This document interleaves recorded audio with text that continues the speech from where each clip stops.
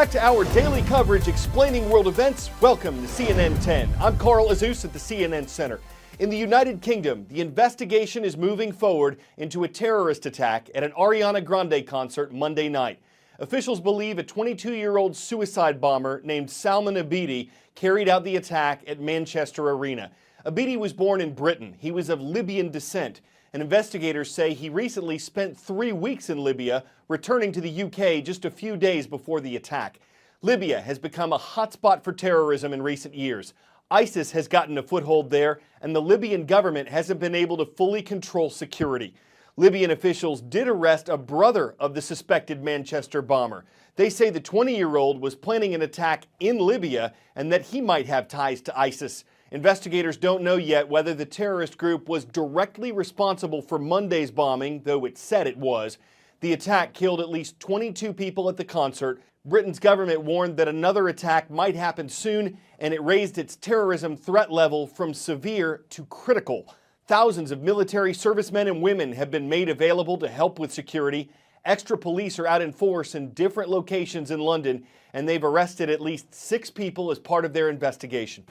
Everybody's still grieving, everybody's still upset, and basically they're just trying to get on with their everyday lives as best as they can. You don't want to think that it can happen anywhere, but it does. It's a sense of finding out what's happened and then moving on and beginning to rebuild. I'm not worried. I'm not going to stop living my life. You can't let this stop you doing what you enjoy doing.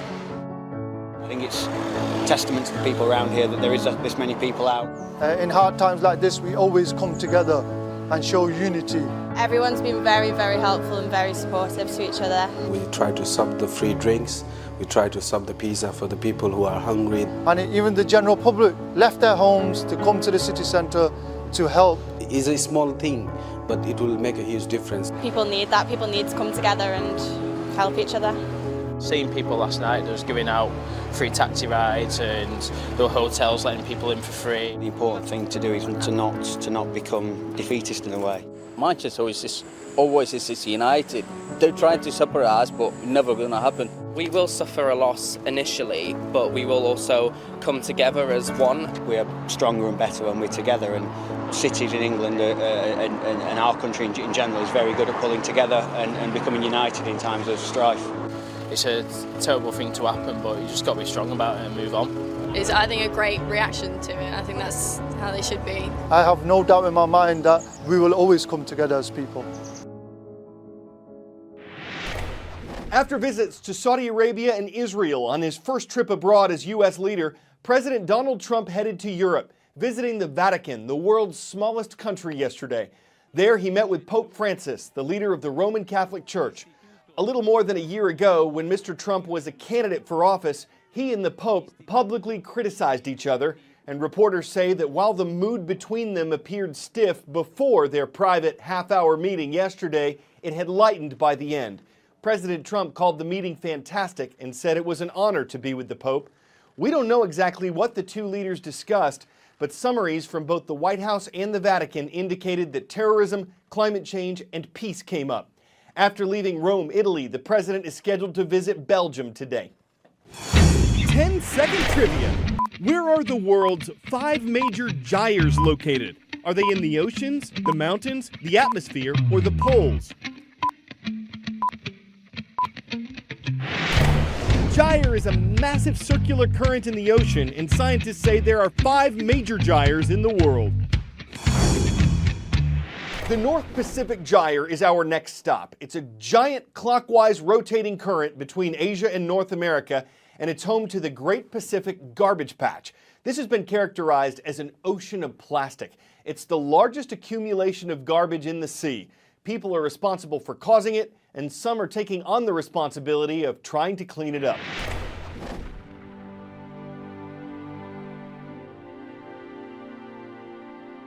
In the middle of the North Pacific Ocean, the nearest coastline more than 1,000 miles away, the evidence of human activity is visible from every angle. This is the Great Pacific Garbage Patch, a swirling soup of man-made litter. And the solution to cleaning it up is the brainchild of 22-year-old Dutch inventor Bojan Slat. Right now, trillions of pieces of plastic have accumulated in these large offshore garbage patches. It damages ecosystems. It's an economic problem as well, about $13 billion per year of damage. These pieces of plastic, they attract chemicals, and those chemicals then get transported into the food chain through the plastic, which also includes us humans. I do think the major challenges humankind faces in this century is in the avenue of sustainability. 4 years ago, at just 19 years old, Slat founded the Ocean Cleanup. We need to clean up what's already out there. It doesn't go away by itself. Single-use items are a particular issue. Although recycling has become more popular and accessible in recent years, only 14% of global plastic packaging is collected for recycling, according to the World Economic Forum. In May 2017, Slat and a team of 65 scientists and engineers unveiled their latest project. This floating barrier sits in the water, trapping plastic while water flows beneath. Instead of going after the plastic, we let the plastic come to us so that we could then take it out of the water and bring it to land for recycling.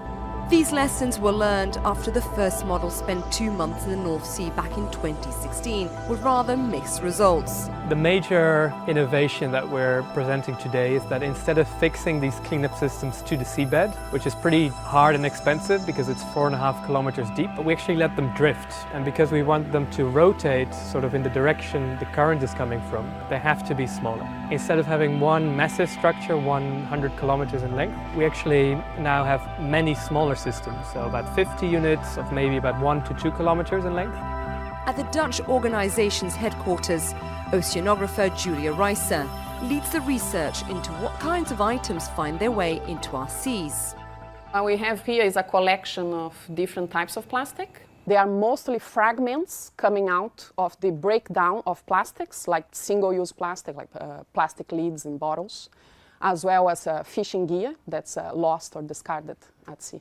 Experts are predicting that in a few decades we might have more plastic than fish in our oceans. In some areas of the ocean that's already the case. For instance, on the Great Pacific Garbage Patch, when we put our trawls in the water, we got more plastic than fish. Plastic breaks down into tiny particles like these, called microplastics. Fish, birds and other sea life mistake them for food. Those animals are then eaten by humans, and the effect on our food chain is not yet clear. We must diffuse this ticking time bomb. Bojan Slat and the Ocean Cleanup believe that their innovations can clean up to half of the Great Pacific Garbage Patch within 5 years. That's twice as quick as their previous estimate.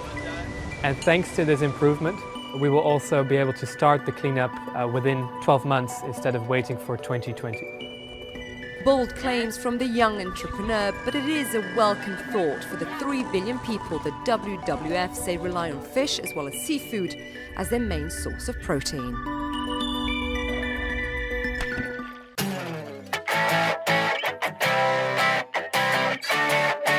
Takes a special kind of restaurant to ignore it when rats are walking around. And that's just the kind of restaurant this is. No, it's not up to health code. It's a tourist attraction in San Francisco, California. People can drink coffee and eat pastries with vermin afoot.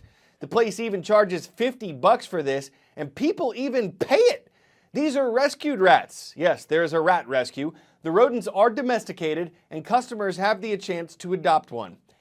Can't be much of a rat race to get a table. And how will they squeak by without serving ratpetizers? There's not much to put a rodent in your appetite except, oh, I don't know, say dining with rats. It leaves some people rattled. It could give someone rancid reflux. You just can't have any rat-servations about getting a rat-servation.